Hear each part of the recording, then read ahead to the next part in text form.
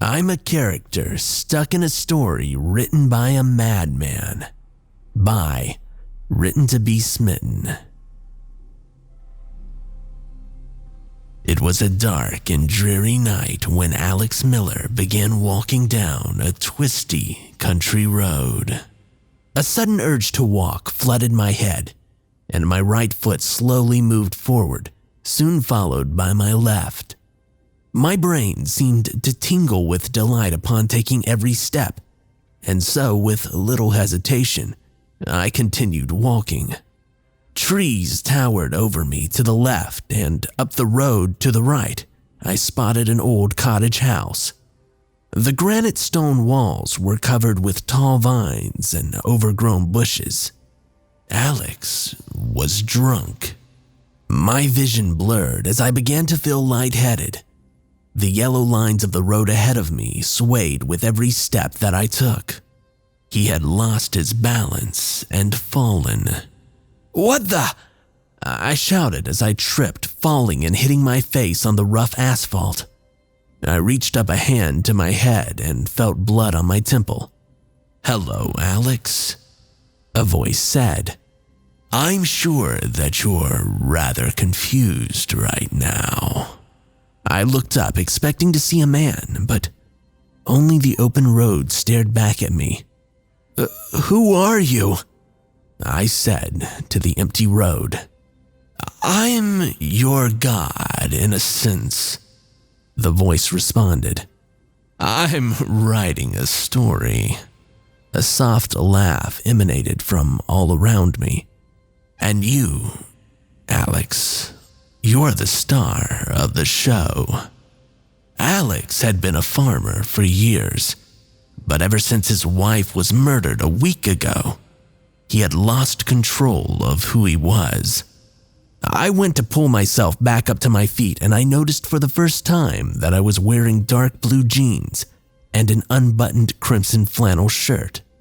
A few days prior, he had made plans to get revenge on his wife's killer.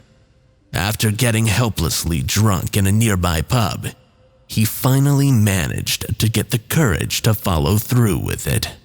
Stumbling forward, I began walking again. My feet guided me to the right, towards the stone driveway that led up to the cottage house. The voice continued. As Alex crept along the narrow driveway, his hand brushed against the single-action revolver that he had stuffed into his waistband just hours earlier. My body shivered as I felt the cold steel of the pistol, and I took a timid step backwards. "I'm not killing anyone," I said, shaking my head.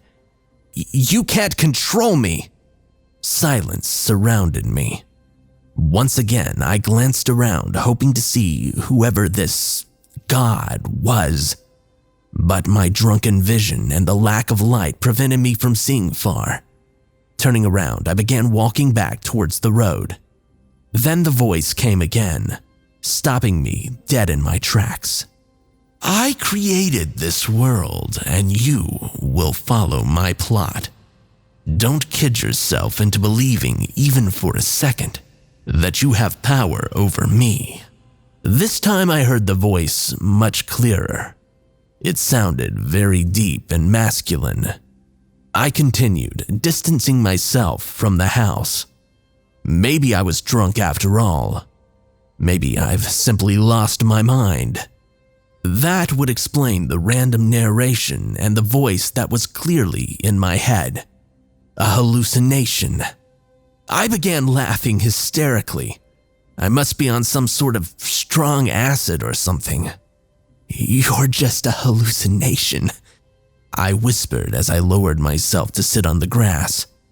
"I just need to sleep these crazy drugs off," I said. "Oh, fine," the voice said calmly. "Maybe this will convince you." Alex had come to rest beside the burrow of a family of king cobras. Having been startled awake from their sleep, they slithered out of their hole to investigate the foreign intruder that had stumbled upon their home. Suddenly, I heard a collection of hisses to my right. I turned to see 3 black snakes shifting through the grass and coming towards me. They slid against and around each other, raising their heads in unison while they licked the air with their forked tongues.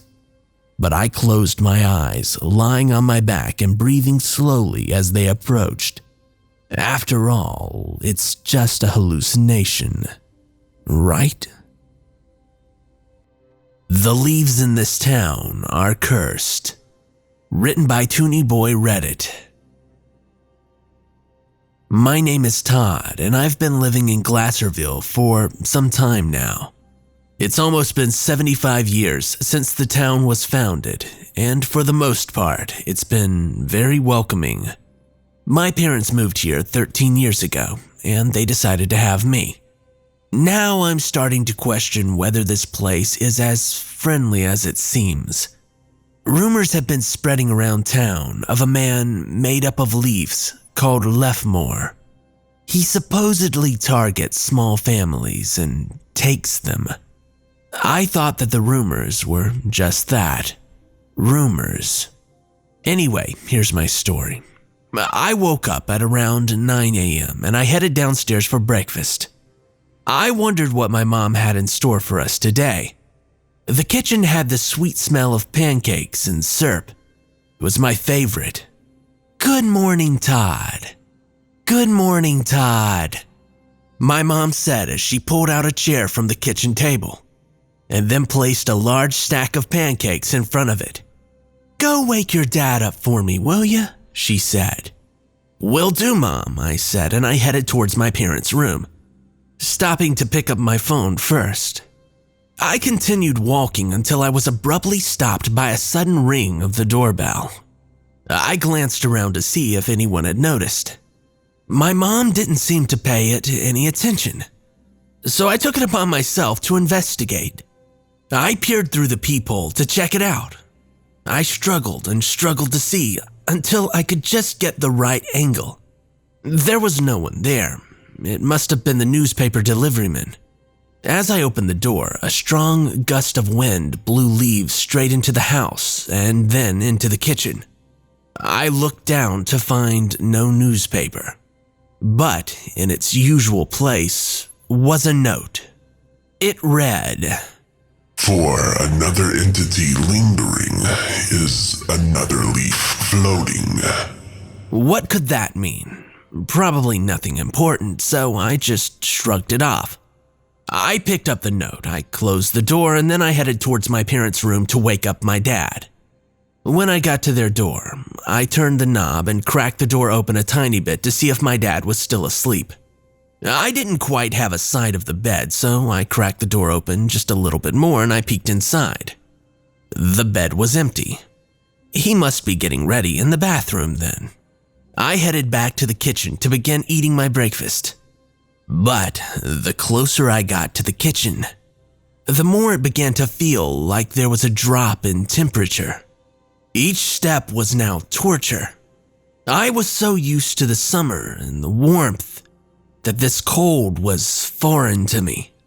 Once I entered the kitchen, I looked around the room looking for my mom. She had to be here somewhere. And then, all of a sudden, it got dangerously cold. The curtains were pulled shut and an empty feeling lurked in the room. "Hey!" a quiet voice called out to me. I glanced around the voice, searching for the origin of the noise. "Here!" the voice called again, but the tone changed. It seemed to become more demanding, slightly eager.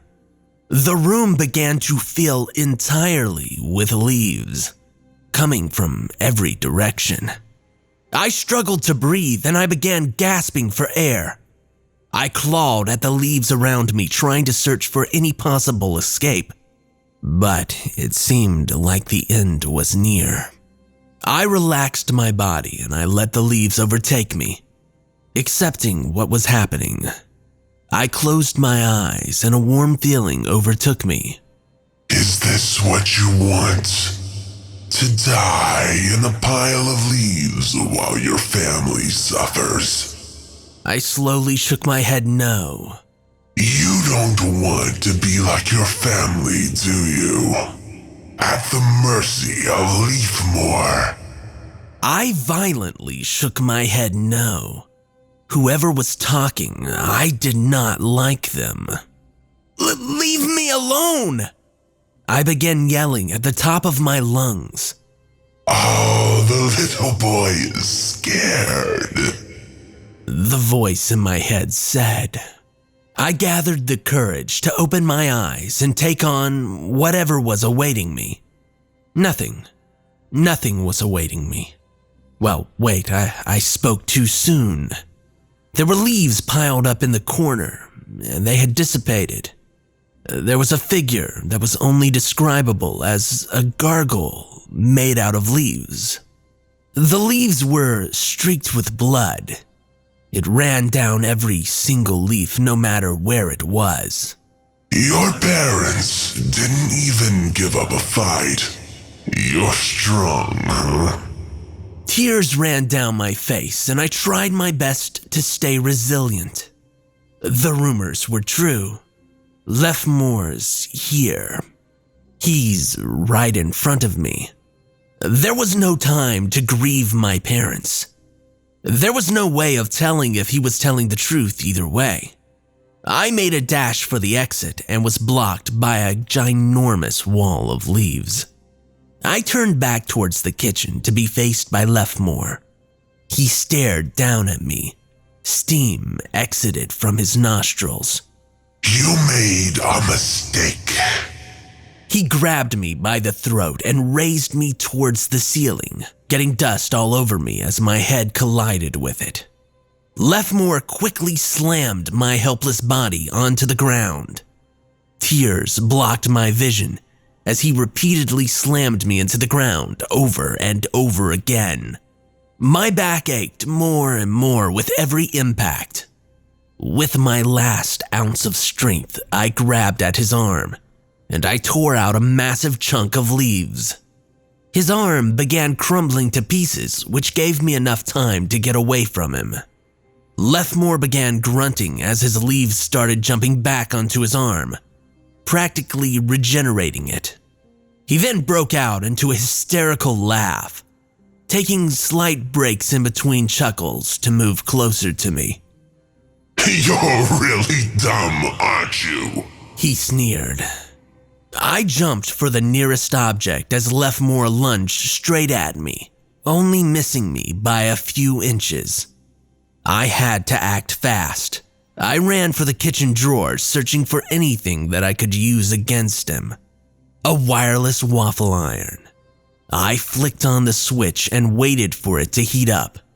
I had to buy myself time somehow. Leafmore got up from his failed lunge and stared dead at me. He let out a grunt and began charging straight for me. He knocked debris towards me in the process. A piece of cutlery jabbed straight into my arm, leaving a minor wound. It wasn't anything to worry about. The real issue was the leaf freak trying to murder me. Leafmore ended up charging straight into the heating waffle iron. The smell of burning tree sap immediately hit the air. Leafmore was burning. I bolted towards Leafmore, barely being able to handle the heat. His disgusting gargoyle face stared straight into my eyes. I almost felt sorry for the guy. But there was no time for guilt, so I grabbed his nasty leaf hand and dragged him into the stove. I clicked it on and I waited for the flames to grow blue. He screamed in agony. His entire arm burst into flames. But I already knew that he wouldn't be on fire for forever. The flames were ready. It was time to kill this SOB. Then he said, Did you really think that it would be that easy? He immediately extinguished his perishing arm and began to turn it towards me. He reached to grab my neck and I quickly shoved his arm back towards the gas stove. while simultaneously putting my arm directly into the flame. The room once again smelt of burnt sap as sparks lit up the stove. Flames rose up Lefmore's arm, engulfing half of his body. He still had a tight grip around me. The heat was unbearable, and I could feel my hair beginning to burn off. Lefmore let out one last grunt before I managed to come loose from his grip and escape the kitchen, and then out the front door.